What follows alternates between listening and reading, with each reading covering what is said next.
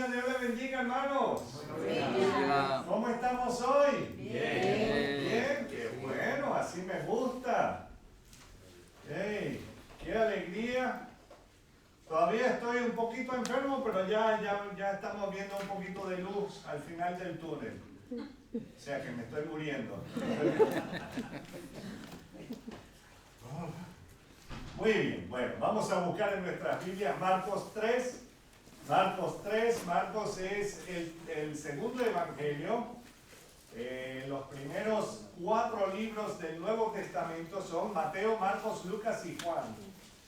Y entonces lo interesante es que estamos en el libro de Marcos y vamos a leer los versículos, para comenzar, los versículos 20 al 30. Y entonces he titulado este mensaje: un reino dividido contra sí mismo no puede permanecer. Ya veremos por qué. Marcos 3, 20 al 30. Y los que podemos ponernos sobre nuestros pies en honor a la lectura de la palabra de Dios y no al que lo lee, vamos a leer Marcos 3, 20 al 30. Y dice: y se agolpó de nuevo la gente, de modo que ellos ni aún podían comer pan. Cuando lo oyeron los suyos, vinieron para prenderle, porque decían: está fuera de sí. Pero los escribas que habían venido de Jerusalén decían que tenía a Beelzebú y que por el príncipe de los demonios echaba fuera los demonios. Y habiéndolos llamado, les decía en parábolas: ¿cómo puede Satanás echar fuera a Satanás? Si un reino está dividido contra sí mismo, tal reino no puede permanecer. Y si una casa está dividida contra sí misma, tal casa no puede permanecer. Y si Satanás se levanta contra sí mismo y se divide, no puede permanecer, sino que ha llegado su fin. Ninguno puede entrar en la casa de un hombre fuerte y saquear sus bienes si antes no le ata, y entonces podrá saquear su casa. De cierto os digo que todos los pecados serán perdonados a los hijos de los hombres, y las blasfemias cualesquiera que sean. Versículo 29. Pero cualquiera que blasfeme contra el Espíritu Santo no tiene jamás perdón, sino que es reo de juicio eterno. Porque ellos habían dicho: tiene espíritu inmundo. Vamos a orar. Señor, te alabamos, te bendecimos y te damos las gracias por tu palabra. Te damos las gracias por tu Espíritu Santo, Señor, que nos guía a toda verdad, y toda verdad la encontramos en tu palabra. Y gracias, mi Dios. Te pido que seas tú hablando y ablandando nuestros corazones, y que, Señor, no salgamos de aquí así como entramos, sino que aún más dispuestos a seguirte y a servirte con todo nuestro ser, con nuestros corazones, con nuestras mentes, Señor, con nuestras fuerzas, cada día. Gracias, mi Dios. Ponemos todo esto en tus manos, dándote a ti la honra y la gloria, Señor Jesús. Amén. Amén. ¿Pueden tomar asiento, hermanos? Y no se asusten si durante la predicación posiblemente yo tomé asiento también. Gracias, Johnny, por haberme traído aquí la ayuda. Bueno, la semana pasada leímos en el Evangelio de Juan Marcos que Jesús les había dicho a sus discípulos que siempre tuviesen la barca siempre lista para usarla, ¿verdad? Ese yate, ¿verdad? De 5 estrellas que tenían. No, era un barco pesquero, o sea que había, bueno, ya saben. Entonces leímos que no era un yate, sino era una de las barcas de los pescadores, porque sabemos que por lo menos habían 4, y cuidado si habían 5 o 6 pescadores entre los discípulos. Y entonces luego nos dimos cuenta que era para alejar la barca un poco de la orilla, para así poder enseñar el maestro a la multitud que estaba en la orilla, sin ningún impedimento.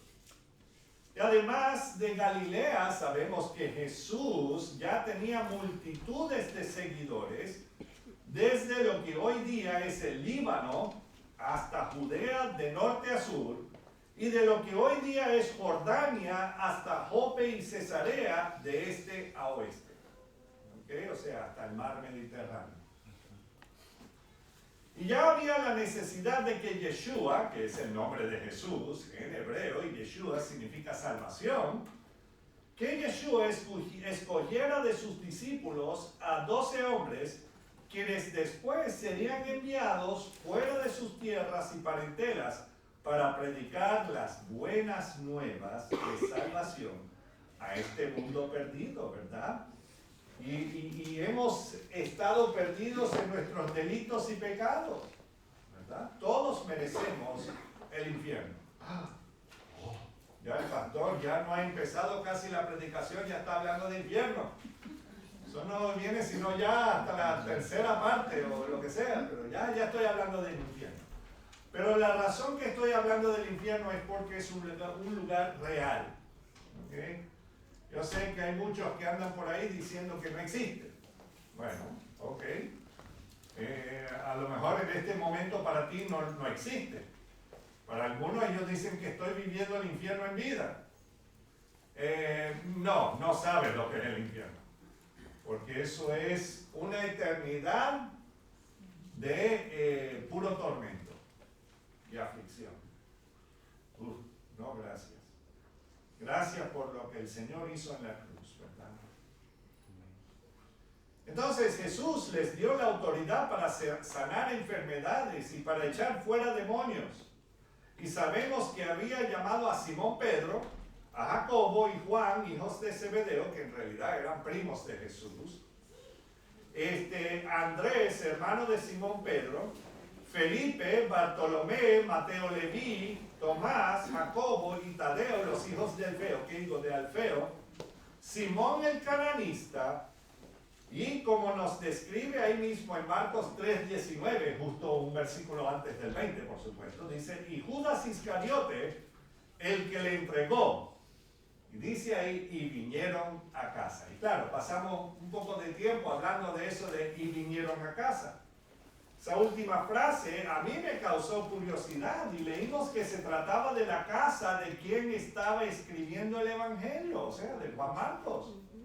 Y en aquellos días, cuando ocurrieron los hechos, Juan Marcos debió haber sido un joven adolescente. ¿Ok? Y estamos partiendo de la premisa por varias razones que encontramos en las propias Escrituras, que trata de Marcos, el hijo de Simón Pedro y María, no la madre de Jesús, ¿ok? Porque allá había un montón de Marías, así como aquí en Zaragoza hay un montón de Pilares, ¿verdad?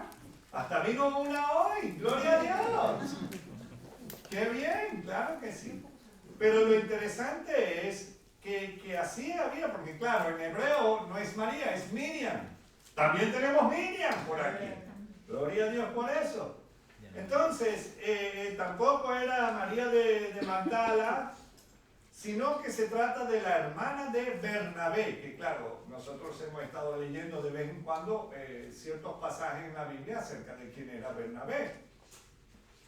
Y sabemos que Bernabé era el que acompañó a Pablo, bueno, los dos fueron, en el primer viaje misionero.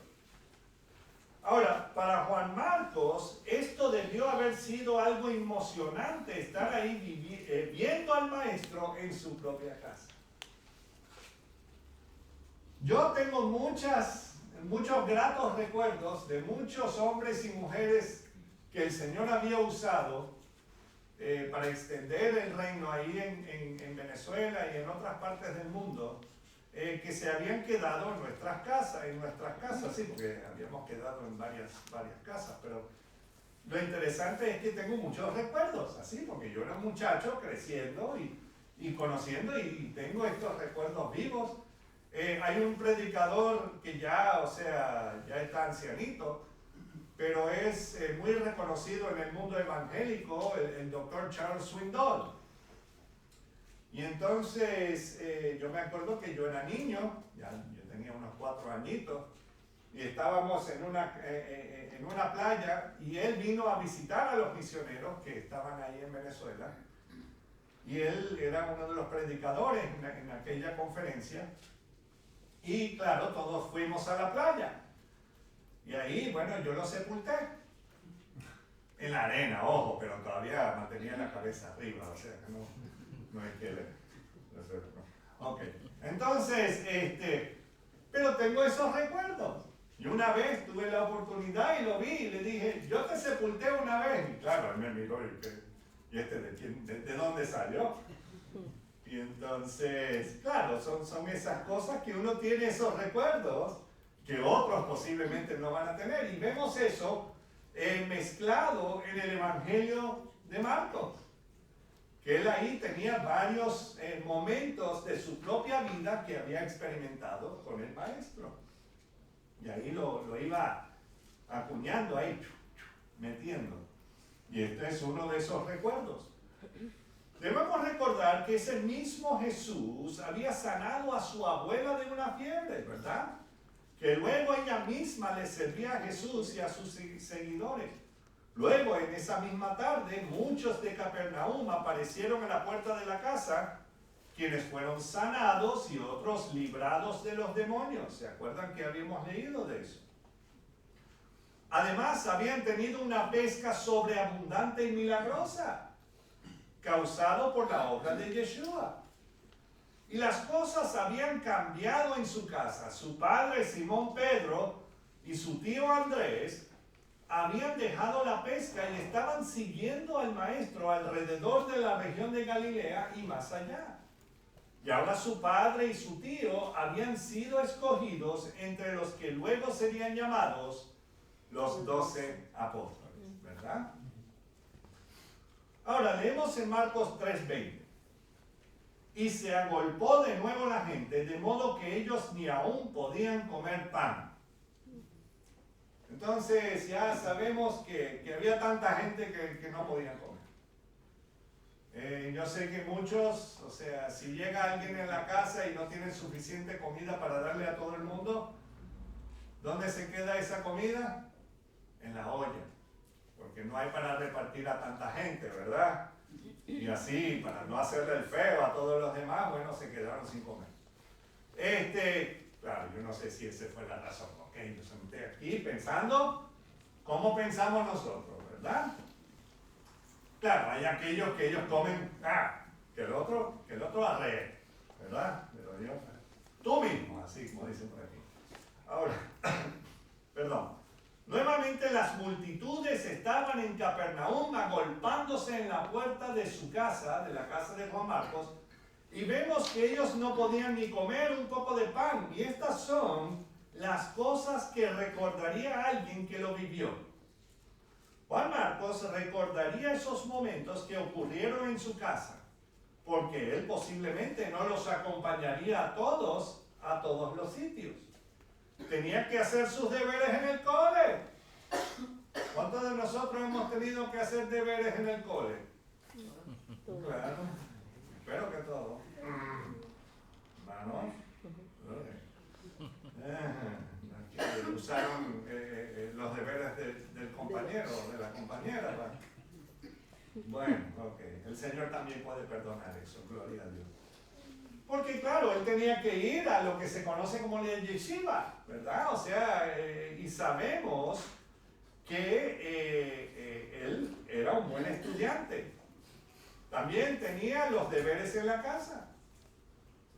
Sabemos que Juan Marcos tuvo que haber estudiado y bien porque estamos leyendo uno de sus escritos, ¿cierto? O sea, que él sí era un muchacho dedicado al estudio. Yo cuando era muchacho no era muy dedicado al estudio. Sí. Entonces, gracias a Dios que nunca fui médico, ¿verdad? Porque no era muy aplicado. No, yo no llegué ese día de cómo pinchar a alguien o algo. Perdón. Eso es una arritmia. Yo no sabía. Imagínense, no, médico no sería. Además que si alguien, como le pasó a Sandra una vez, que tuvimos que llamar a la ambulancia, por poco llaman dos. Uno para ella y uno para mí. ¿Verdad? Porque ella se quedó. Y claro, y gracias a Dios que no es que estaba sangrando ni nada de eso, que ahí sí que necesitan llamar a dos ambulancias. Pero bueno, eso ya... Pero ahora vamos al versículo 21. Cuando lo oyeron los suyos, vinieron para prenderle porque decían está fuera de sí. Y esto aquí necesita una explicación. Ya la fama del Señor Jesús se ha expandido por todo Israel y también en áreas vecinas.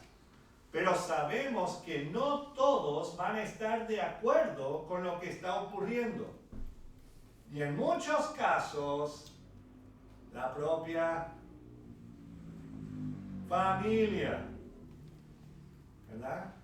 A que muchos de la familia están contentos porque han encontrado a Cristo. Ojalá. Sí, bueno, sí, que sea el Señor queriéndolo, por supuesto, amén. Pero vemos que eso no es el caso. Sabemos que no todos van a estar de acuerdo con lo que está ocurriendo. Y encontramos evidencia de esto más adelante, se los voy a leer, pero está en Marcos 6:4, también en Mateo 13:57 y en Juan 7:5, solamente para que lo tengan cuando vuelvan a ver el video. Vemos en Marcos 6:4, mas Jesús les decía, no hay profeta sin honra, sino en su propia tierra y entre sus parientes y en su casa. O sea que ya estamos viendo aquí algo que está ocurriendo. También Mateo 13:57 dice, y se escandalizaban de él, pero Jesús les dijo, no hay profeta sin honra, sino en su propia tierra y en su casa. Y por supuesto, la guindilla del pastel lo encontramos en Juan 7:5, porque ni aun sus hermanos creían en él. Ahí te lo dice claro y raspado, que sus propios hermanos no creían en él. Entonces, ahí vemos en el versículo 21 de Marcos 3, que los suyos estaban buscándolo para así ponerlo en la versión de ellos de lo que sería un manicomio. ¿Ok? Porque están diciendo, está loco. Y esto, por cierto, fue suficiente para que los fariseos y sus secuaces querían intervenir y desacreditar a Jesús y su ministerio. Vamos a ver el versículo 22 de Marcos 3. Pero los escribas que habían venido de Jerusalén, decían que tenía a Belcebú y que por el príncipe de los demonios echaba fuera los demonios. Wow. Aquí tenemos que pararnos un poco. Porque en el Evangelio de Mateo tenemos algunos detalles que nos serán muy útiles para entender lo que está sucediendo aquí. Entonces, mantengan algo ahí en Marcos 3:20 o 22. Y ahora vamos a Mateo 12. Mateo es el primer libro del Nuevo Testamento, capítulo 12, comenzando con el versículo 22. ¿Sí? Perdón. Versículo 22. Entonces fue traído a él un endemoniado. Y esto es en el mismo momento, o sea, de lo que hemos estado leyendo en Marcos 3, ¿ok? Mateo 12, 22. Entonces fue traído a él un endemoniado, ciego y mudo. Ahora, en la historia han habido personas que han vuelto o han sido importantes y han sido creyentes en el Señor, aún con esta condición. Una de esas personas fue la señora Helen Keller. Helen Keller había nacido ciega, sorda y por supuesto muda. Entonces, o sea, ya no había forma porque no le podías hacer señales, no podías comunicarte con ella, nada, no había forma. Entonces, claro, los padres de ella, y esto era en los 1800, o sea que menos, no había esa tecnología como lo hay hoy día. Entonces lo interesante, y no lo tengo en la predicación, pero me estoy diciendo de memoria, que no es muy buena. Entonces después pueden buscar en Wikipedia, Helen Keller. Bueno, entonces el detalle es que vino una señora, que ahora sí que no me acuerdo de su nombre, pero ella le enseñó a Helen cómo comunicarse. Y la forma como lo hizo es, tomó su mano, o sea, de Helen, y empezó a enseñarle un alfabeto, así sobre la mano. Y así fue como ella empezó a aprender. Luego le enseñó cómo leer braille. O sea, que ese es de las pepitas ahí encima de las páginas. Y luego, no sé cómo, pero le enseñó cómo hablar. Ella en un momento estuvo en una reunión de muchos líderes de gobiernos alrededor del mundo, y estuvo en esa reunión, yo no sé si era la Liga de las Naciones o en la propia Naciones Unidas, no me acuerdo, donde ella dio un discurso. Imagínense. Pero ella era creyente en el Señor. Y donde quiera que iba, predicaba el Evangelio. Una persona que no podía ni ver, ni oír, ni hablar, después, o sea, ¿qué es lo que dice las Escrituras? De lo vil y menospreciado, has escogido tú, Señor, para avergonzar a los sabios. Entonces, si nosotros empezamos a nombrar todas las cosas que, ay, es que no puedo por X o Y, y qué sé yo, no. Aquí, por lo menos aquí, no hay ciegos, no hay sordos, bueno, medio sordos hay algunos, especialmente los que tienen audición selectiva, y mudos. Bueno, ok. Entonces, volviendo al pasaje de Mateo 12, 22, dice, entonces fue traído a él un endemoniado, ciego y mudo, y le sanó de tal manera que el ciego y mudo veía y hablaba. No a medias, no es que ya estaba viendo y más o menos borroso, no es que balbuceaba, no, hablaba y veía. O sea, no era uno de esos milagros a medias, como tienen esas campañas de los milagros y qué sé yo, y claro, sabemos lo de, ay, estoy creciendo la mano, ay, no. Y claro, nunca buscan a la gente que están enfermos de verdad. No ve a esos personajes yendo a los hospitales, porque ahí es donde deberían estar, ¿cierto? Si en realidad sanaran, deberían estar en el hospital. Mínimo en el área de los niños. Ya los viejos, bueno, que sigan su camino, pero los niños, perdón, no quiero que se sientan mal. También los viejos, ¿ok? Como yo. Ok, pero vemos que el Señor cuando sanaba por completo.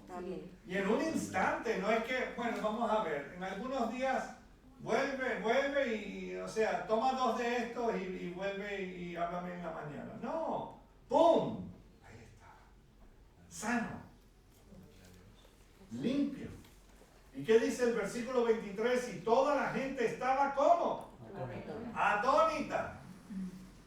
Y decía, ¿será? Ay, y estaban los fariseos ahí. Ay, ¿será este aquel hijo de David? En otras palabras están diciendo, este es el Mesías, el que Israel ha estado esperando por siglos. Entonces todo esto estaba ocurriendo en la puerta de la casa de Simón Pedro, y por supuesto ya la gente empezaba a pensar que Jesús era el Mesías, el hijo de David, y a los fariseos, claro, no les gustó nada esos comentarios, y tenían que empezar a arrojar las dudas. ¿Qué es lo que hace el enemigo cuando estamos siendo confrontados con la palabra? ¡Pum! Empieza a enviarnos las dudas. ¿Cierto? Versículo 24 de Mateo 12 dice: mas los fariseos al oírlo decían: este no echa fuera los demonios sino por Belcebú, príncipe de los demonios.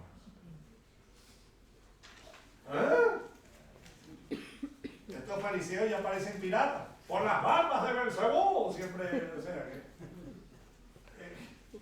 ¿qué es esto? Recapitulando la escena, Jesús acaba de sanar a un señor endemoniado, ciego y mudo, que ahora ve y habla y la gente está asombrada. Y tienes por un lado, acuérdense bien, que están algunos familiares de Jesús queriendo prenderlo porque ya la multitud lo está proclamando el Mesías, el hijo de David. No puede ser, ¿verdad? Y lo que era cierto es que los familiares de Jesús sí eran descendientes del rey David. Pero supongo que no querían tener problemas con los fariseos. Y con los otros feos que andaban por ahí. Y en cambio los fariseos acaban de acusar al maestro de haber sanado a aquel endemoniado por el poder ¿de quién? De Belcebú. O en hebreo, Baal-Zebú. Y ambos nombres significa el dios de las moscas, o sea, Dios en letra D minúscula. El dios de las moscas o el dios del estiércol. Exacto. Aquí me vienen tres palabras. Guacala. Y entonces, y están refiriéndose directamente a Satanás, al diablo, al enemigo de las almas. Y seguimos leyendo el versículo 25. Sabiendo Jesús los pensamientos de ellos, les dijo. Y aquí, o sea, aún así sabemos que Jesús es Dios. Porque Él sabe que nuestros ¿qué? Pensamientos. El enemigo no sabe nuestros pensamientos. Él no puede leer nuestras mentes. No. Él sí puede influenciarnos y empezar a decirnos cositas y dudas y qué sé yo. Pero Él no sabe lo que pensamos. Ojo, tiene una muy buena idea. Porque todos somos pecadores y todo ese asunto. O sea, no le es difícil meter un pensamiento que no va. Para Él no es difícil. Pero el detalle es que sabiendo Jesús los pensamientos de ellos, les dijo: todo reino dividido contra sí mismo es ¿qué? Asolado. Y toda ciudad o casa dividida contra sí misma no permanecerá. Y si Satanás echa fuera a Satanás, contra sí mismo está dividido. ¿Cómo pues permanecerá su reino? Y si yo echo fuera los demonios por Belcebú, ¿por quién los echan vuestros hijos? Abuki. Por tanto, ellos serán vuestros jueces. Jesús no dejaba ningún argumento sin que dejara pensando a sus acusadores. Él quiere dejar bien claro de quién viene el poder para sanar a los enfermos y para librar los cautivos. En el poder de Jehová Dios no hay otro y no hay otra. Solamente en Él. Solamente. Y sigue explicando versículo 28, pero si yo por el Espíritu de Dios echo fuera los demonios, ciertamente ha llegado a vosotros el reino de Dios. Y claro, ellos no quieren reconocer eso, porque eso significa que le están quitando el kiosco. Le están quitando su forma de vivir. No. Imagínense. Entonces, sigue diciendo el 29, Porque ¿cómo puede alguno entrar en la casa del hombre fuerte y saquear sus bienes si primero no le ata? Y entonces podrá saquear su casa. Tenemos que recordar que Jesús mismo había entrado en el territorio enemigo del diablo y empezó a cambiar el rumbo de muchas vidas aún antes de ir a la cruz para morir por toda la humanidad. Y leemos, si quieren acompañarme, mantienen algo ahí en Mateo. Yo sé que aquí siempre tienen que andar con muchos papelitos para ir marcando. Leemos en Lucas 23, 44 al 46, lo siguiente. Esto es cuando Jesús ya está en la cruz, ya está a punto de morir.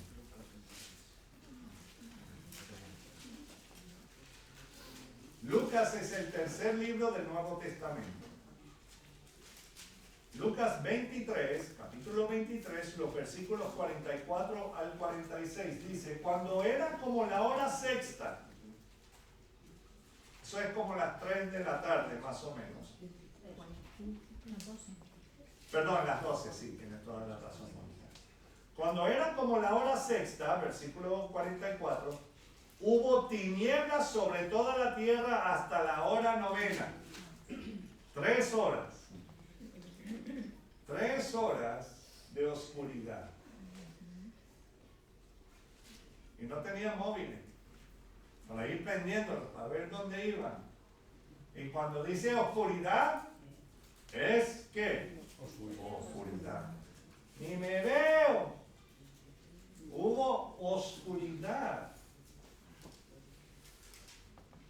Y el sol se oscureció. Imagínense el versículo 45.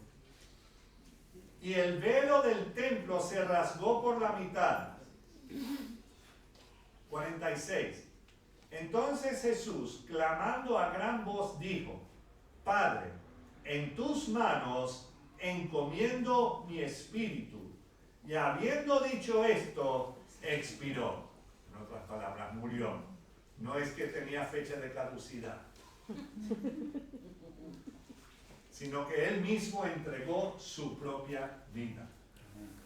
¿Tú tienes el poder para hacerlo? No. No. No. Pero Él sí. Él hasta dice que Él puede dar su vida, entregar su vida y volverla a tomar. Yo no tengo ese poder. ¿No? Y muchas veces los domingos por la mañana menos. Ahí Mercedes, Marla, levántate. O sea que Mercedes tiene que resucitar. Ojo, no es que me haya muerto ni nada, sino que... Pero ese es el detalle. Vemos que el Señor Jesús sí tiene ese poder. Entonces, habiendo dicho esto, expiró. Entonces Jesús había muerto justo en el momento, para que entendamos bien, que se sacrificaba el holocausto de la tarde, porque en el pueblo de Israel, en el templo, habían 2 holocaustos diarios, uno por la mañana y otro por la tarde, y cada uno era un holocausto completo, o sea, sacrificaban un cordero, y ¿saben dónde lo sacrificaba? ¿Dónde lo mataba?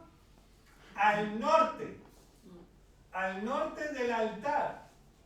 Y lo dice específicamente en Levíticos 1:11, que no vamos a ir allá, pero para que entiendan, dice que ahí lo sacrifican al norte del altar. Qué interesante, porque al día de hoy, los católicos romanos dicen, o sea, te hacen ver de que Jesús murió al oeste del altar. Pero lo interesante es que sí hay un lugar que se llama el lugar de la calavera, donde también hay una tumba que está al norte de Jerusalén, o sea, al norte del altar. Y ahí fue donde Jesús fue crucificado. Y ahí murió y ahí fue sepultado. Entonces, lo interesante es que ese velo, o sea, se sacrificaba el holocausto de la tarde y justo el velo que se rasgó de arriba a abajo por la mitad, y no estoy hablando ni nada así, o sea, como tenemos aquí. No, eso era como así de grueso el velo, y también tenía hilos de oro. O sea, yo sé que yo no tengo esa fuerza. A lo mejor Mario, o Juan Pablo, no sé, o Juan Miguel, que está ahí en el gimnasio todo el tiempo ahí.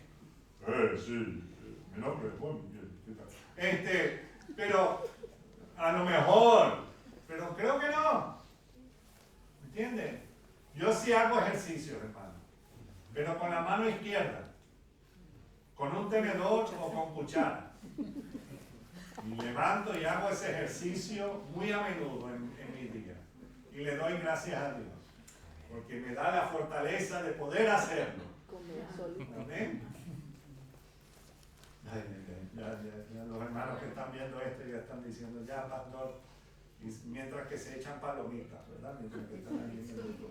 Ok, pero lo interesante es que vemos que ese velo se rasgó de arriba a abajo por la mitad, ya indicando que el hombre tiene acceso al lugar santísimo de Jehová Dios.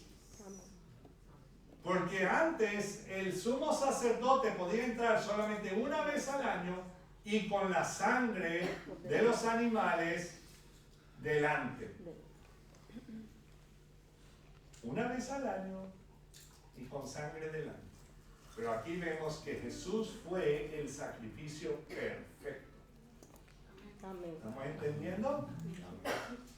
Entonces, luego resucitar al tercer día para vencer de una vez y para siempre el poder del pecado, la muerte eterna y el infierno, que nos encadena y nos esclaviza. Y Jesús, hablándole a Juan en Apocalipsis 1, no tienen que buscarlo, 17c al 18, dice: no temas, yo soy el primero y el último, y el que vivo y estuve muerto, mas he aquí que vivo por los siglos de los siglos. Amén. Y tengo las llaves, no Pedro. Pedro no tiene las llaves. Yo tengo unas llaves, pero no las puedo sacar porque tengo otras cosas en el bolsillo. Pero no tengo esas llaves, pero Jesús dice, tengo las llaves de la muerte y del Hades.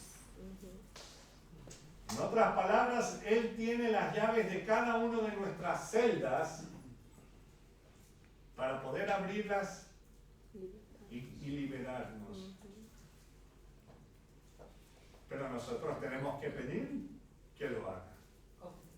Él es un caballero. Si tú no le pides que te abra esa celda, quédate ahí. Como dice Mercedes, púdrete. No. Pero Él lo hizo por amor. Él no pecó en ningún momento, pero llevó todos nuestros pecados sobre Él. Y murió en nuestro lugar. Por eso Él tiene las llaves. Y lo dice. Entonces Jesús había vencido. Y el escritor de Hebreos, capítulo 9, 24 al 28, dice, porque no entró Cristo en el santuario hecho de mano, figura del verdadero, porque claro, sabemos que Él era de la tribu de Judá. Solamente los de la tribu de Leví podían entrar al templo propio, y más los sacerdotes. Pero Jesús era de la tribu de Judá. Y ahí mismo en Hebreos 9, 24 dice, porque no entró Cristo en el santuario hecho de mano, figura del verdadero, sino en el cielo mismo, para presentarse ahora por nosotros ante Dios. Y claro, se está refiriendo a Dios Padre. Versículo 25, y no para ofrecerse muchas veces, como entra el sumo sacerdote en el lugar santísimo cada año con sangre ajena. Porque claro, tenía que venir con la sangre de animales inocentes, ¿verdad? Y era durante la fiesta de la expiación. Bueno, fiesta o entendemos lo que estoy tratando de decir, pero vemos el versículo 26, de otra manera le hubiera sido necesario padecer muchas veces desde el principio del mundo, pero ahora, en la consumación de los siglos, se presentó una vez. ¿Cuántas? Una vez. Una vez, para siempre, por el sacrificio de sí mismo, para quitar de en medio, ¿el qué? El pecado.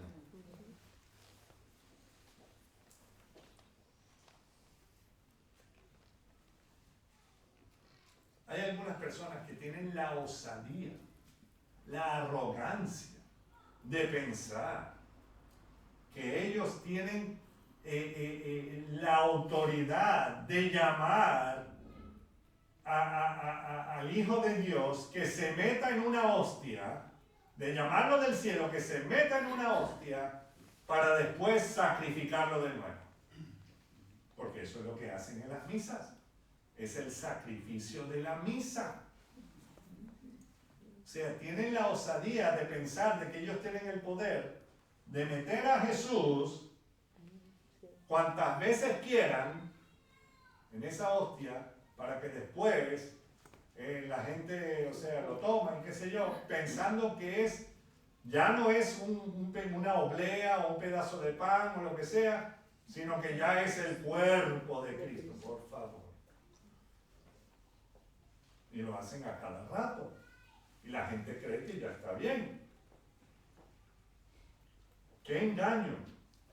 Pero vemos en el versículo 27, y de la manera que está establecido para los hombres que mueran una sola vez, y después de esto el juicio, versículo 28, así también Cristo fue ofrecido una sola vez para llevar los pecados de muchos, o sea, de todos, y aparecerá por segunda vez, en su segunda venida, sin relación con el pecado, vendrá para reinar, para salvar a los que le esperan.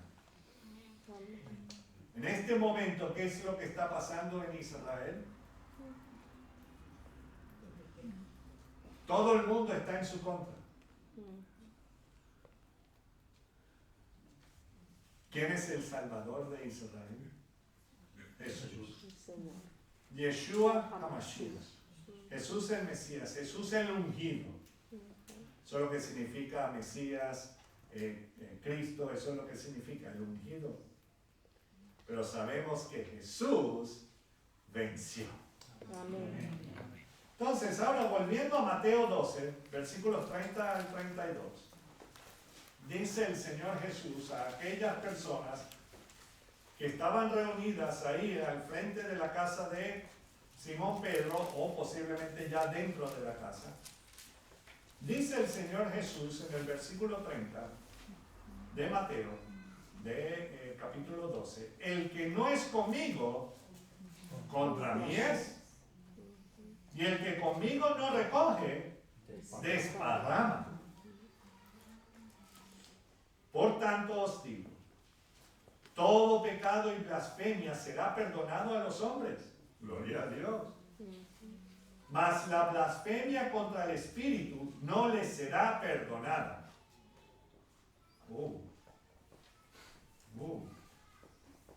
32, la cosa va empeorando. A cualquiera que dijere alguna palabra contra el Hijo del Hombre, le será perdonado. O sea, si decimos algo en contra de Jesús, Él nos perdona, ¿verdad? Pero al que hable contra el Espíritu Santo, no le será perdonado. Ni en este siglo, ni en el venidero. Déjame sentarme.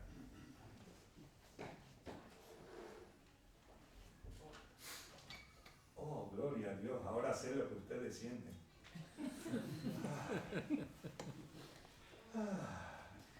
Ok, perdón. Entonces, sí, perdona, camarógrafo. Sí, todo lo que vemos son los 3 pelitos que tiene ahí. Parece piolín. Ok. diciendo que la obra que sí es del Espíritu Santo, ¿ok? Diciendo que la obra que sí es del Espíritu Santo es atribuida a Satanás. ¿Están oyendo bien? Ya esa persona es digna de un castigo eterno. O sea, si el Espíritu Santo ha hecho algo, porque claro, Jesús lo estaba haciendo con el poder del Espíritu Santo, claro. Porque Él es Dios, el Santo Espíritu de Dios, o sea, tenemos Dios Padre, Hijo y Espíritu Santo, o sea, son los tres en uno. No como el aceite, es mucho mejor. ¿Ok? Y eso es anuncio no pagado. Ok, entonces, vamos a mirar al Evangelio de Juan Marcos 3, 28 al 30, porque eso era lo que habíamos leído al principio. Ustedes dicen, ay pastor, nos da unos líos, dando vueltas y tumbos por todos lados en la Biblia. Gloria a Dios, para que aprendan la Biblia. Así es. Y los que andan con esas Biblias electrónicas, bueno, para que se les descargue la batería y usan una de verdad. Ya saben, ahora entienden, ¿verdad? ¡Ting! Ok. Entonces, Juan Marcos 3, 28 al 30. 28 dice, de cierto os digo, que todos los pecados serán perdonados a los hijos de los hombres. Y las blasfemias cualesquiera que sean. Gloria a Dios, porque cuántas veces en nuestras vidas no hemos blasfemado contra el Señor. Sí. Gracias, hermano, por ser honesto. Muy bien, así es.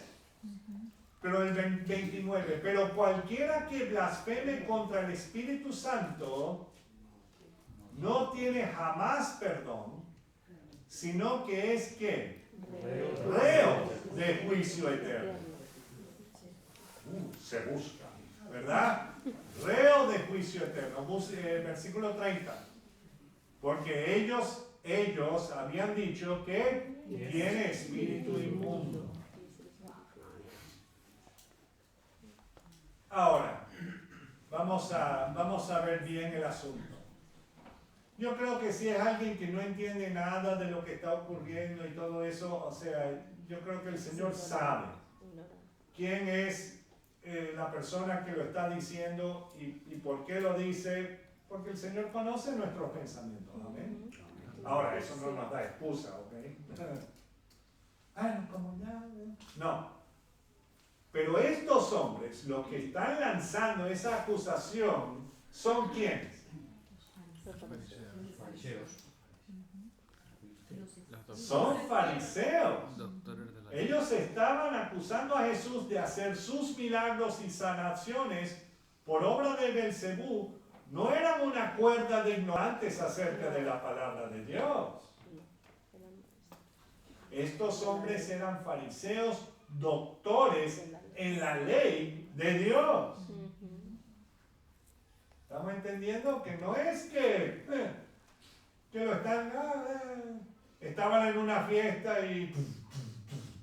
¡Ay, sí! No. Estos eran personas conocedores de la palabra. O que lo seguían era otra cosa, pero... Estos hombres habían leído, se los diré, en Isaías 11, 1 al 2. Dice, saldrá una vara del tronco de Isaí. O sea, se está refiriendo a un descendiente del rey David. Y un vástago retoñará de sus raíces. Versículo 2. Y reposará sobre él el espíritu de Jehová, espíritu de sabiduría y de inteligencia, espíritu de consejo y de poder. ¿Juan el Bautista había hecho esos milagros? No. ¿Los fariseos habían hecho esos milagros? No. Jesús sí. Espíritu de conocimiento y de temor de Jehová. O sea, ellos habían leído. No se preocupen, solo porque me senté no significa que ahora voy a ir más lento. Okay. Y supongo que la mayoría que estaban ahí sabían lo que había leído Jesús en Nazaret al principio de su ministerio. Algo que causó un montón de problemas. Y él leyó de Isaías 61, 1 al 2a. Versículo 1 de Isaías 61 dice: el Espíritu de Jehová el Señor está sobre mí, porque me ungió Jehová, me ha enviado a predicar buenas nuevas a los abatidos, a vendar a los quebrantados de corazón, a publicar libertad a los cautivos y a los presos, apertura de la cárcel. 2a, a proclamar el año de la buena voluntad de Jehová. Porque claro, la próxima parte de ese versículo es que también juicio eterno, pero bueno. Y a lo que dijo el maestro en Lucas 4:21 dice: hoy se ha cumplido esta escritura delante de vosotros. Ahora imagínense que ustedes están escuchando a Jesús decir esto por primera vez. ¿Cómo va a ser? Este es Jesús, lo hizo en Nazaret, donde todo el mundo lo conocía, donde todo el mundo conocía a su familia. Y esto causó que los que estaban en aquella sinagoga ese día de reposo, ellos querían tirarlo desde la cumbre de una montaña. Claro, él no lo permitió, por supuesto. ¿Era qué? Día de reposo. Lanzar a alguien de una montaña, ¿no sería eso trabajo? Sí. Qué interesante. ¿Cómo son tan metódicos para cuando el Señor hace algo, pero cuando ellos tienen que hacer algo, ¿o no? ¿Estamos entendiendo? Ahora, debemos pensar que Jesús quiso despertar a todos los presentes aquel día en la casa de Simón Pedro. Entre los que estaban maravillados por los milagros y por las palabras del Maestro, también los familiares que estaban tratando de llevar a Jesús al psiquiátrico y los fariseos que estaban acusándolo de sanar por obra de Satanás. ¿Cómo nos pondríamos nosotros? ¿Qué hago? ¿Verdad? Todos estos problemas.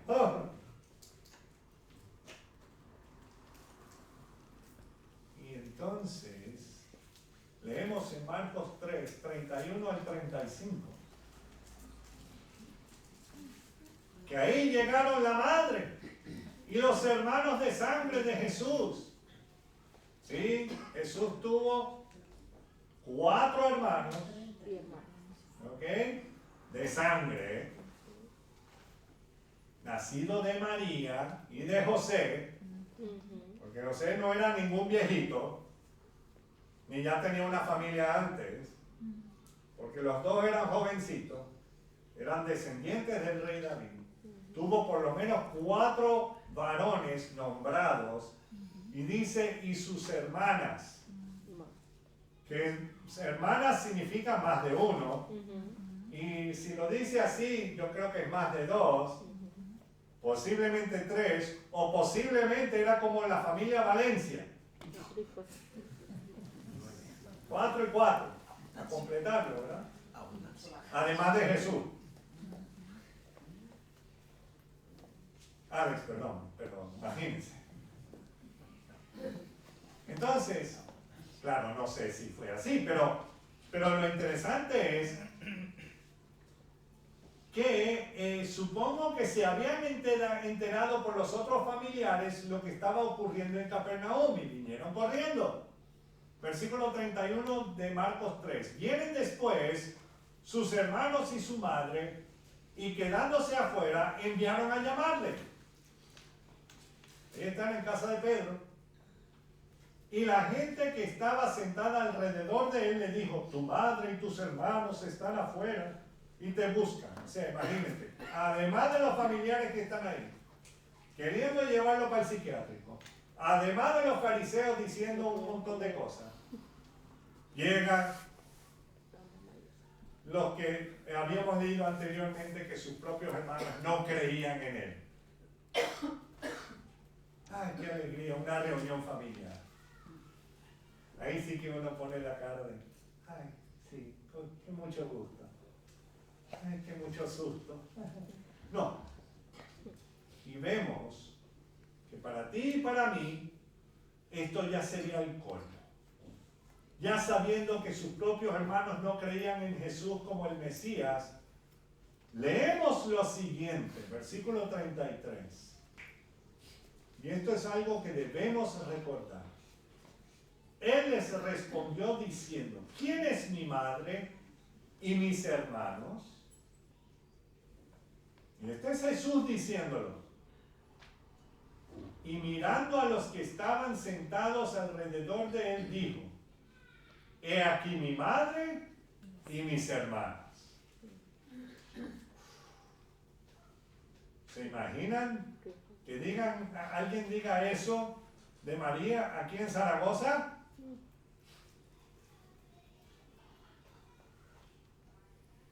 Ahí está. Sabemos que María no es la madre de Dios.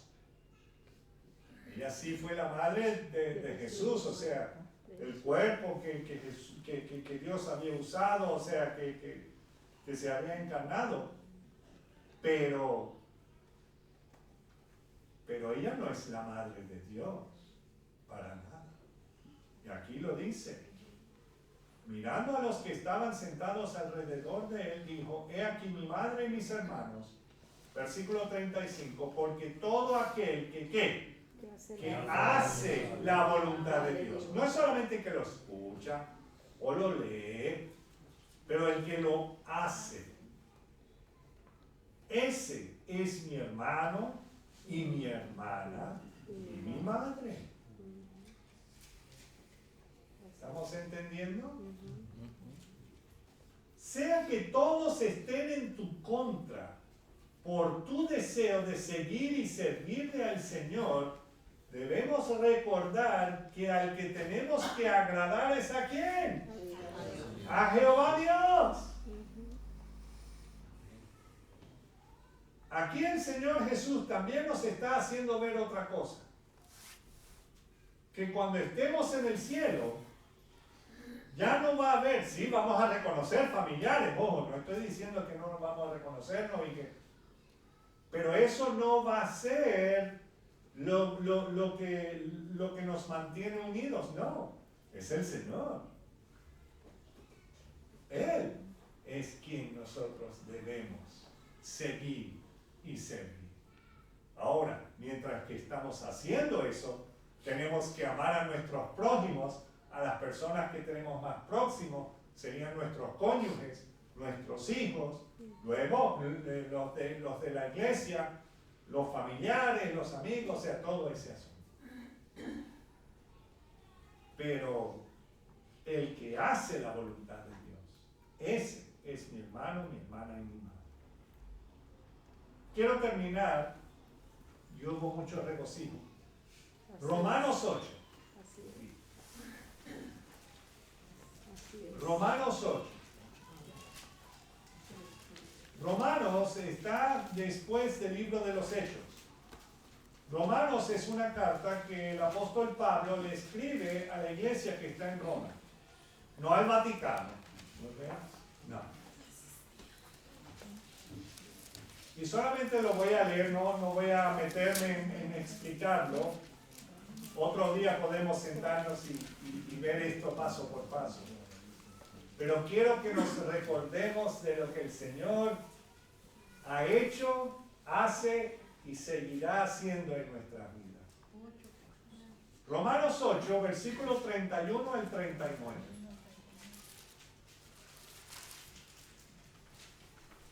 Dice, ¿qué pues diremos a esto? Si Dios es por nosotros, ¿quién contra nosotros? Y tenemos que recordar que Jesús tenía todo el mundo ahí en su contra, de los que eran más allegados a Él. Dice el 32, el que no escatimó ni a su propio Hijo, sino que lo entregó por todos nosotros, ¿cómo no nos dará también con él todas las cosas? ¿Quién acusará a los escogidos de Dios? Y claro, aquí a los escogidos se está hablando del pueblo de Israel, pero también va incluido los que han reconocido que Jesús es Dios y es el Señor de sus vidas. Dios es el que justifica. Versículo 34. ¿Quién es el que condenará? Cristo es el que murió. O sea, Él llevó nuestras culpas sobre Él. Él no pecó, pero Él llevó nuestras culpas. Cristo es el que murió. Más aún, el que también, ¿qué? Resucitó.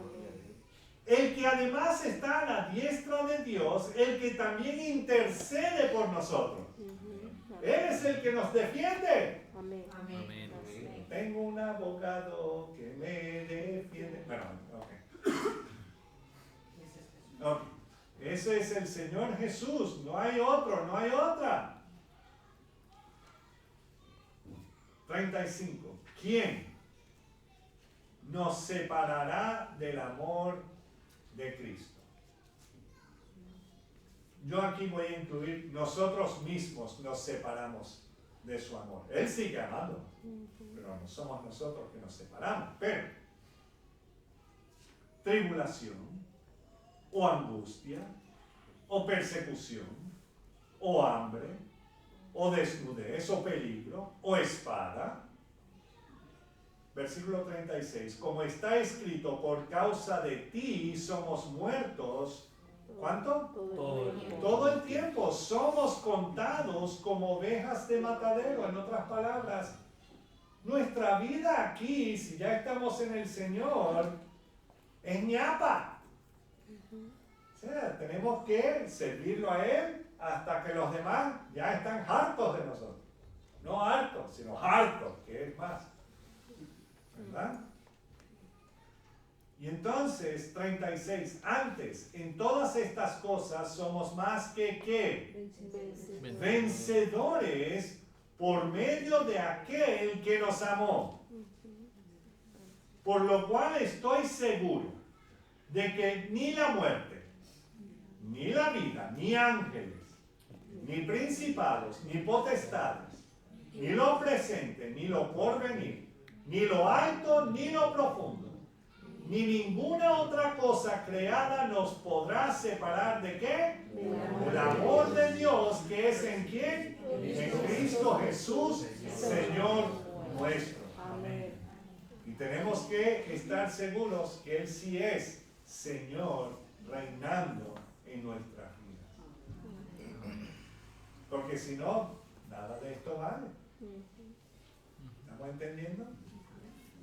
Entonces, con esto en mente y recordando todo lo que hemos leído, porque hemos leído un montón, yo les recomiendo que después vuelvan a ver, ya después de que Daniel lo suba, vuelvan a ver el video de lo que hemos hecho hoy y recordemos tanto la alabanza que tenía que ver con David contra Goliat, pero en realidad era el Señor defendiendo a su pueblo. Y también cómo nosotros, aún en medio de todas estas luchas que posiblemente tengamos, aún con familiares y todo eso, que recordemos muy bien que es el Señor el que nos da la victoria. Amén. Jonathan y Betsy ya lo saben. El Señor les dio la victoria. Chiquita pero potente. Entonces, pero Él nos da la victoria en Él. Somos más que vencedores. Amén. Amén. Vamos.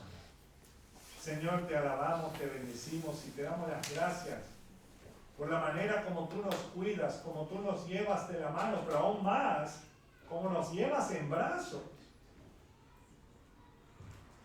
Gracias porque en ti encontramos la victoria. Tú eres el vencedor, tú ya venciste. Todo lo que nosotros tenemos que hacer es seguirte y servirte y hacer tu voluntad en nuestras vidas. Ayúdanos a ver lo que tú quieres para nuestras vidas por medio de tu palabra, cada día. Y gracias por tu Espíritu Santo, que nos guía a toda verdad. Y esa verdad está en tu palabra. Gracias, Dios. Te pido por cada persona que está aquí y los que nos están viendo por las cámaras, Señor, que seas tú bendiciendo a cada hogar. Y que podamos reconocer que tú ya venciste. Y que en ti somos más que vencedores. Venga lo que venga. Así esa lista que hemos leído en Romanos 8. Que sepamos que nada ni nadie nos puede separar de tu amor. Pero nosotros tenemos que tomar esa decisión día en día de seguirte y servirte. Gracias, Señor Jesús. Amén. Amén. A nuestros amigos de YouTube, Dios les bendiga. Si ha venido el rapto, bueno, algunos nos veremos allá en el cielo. Si no, bueno, busque del Señor. Dios les bendiga.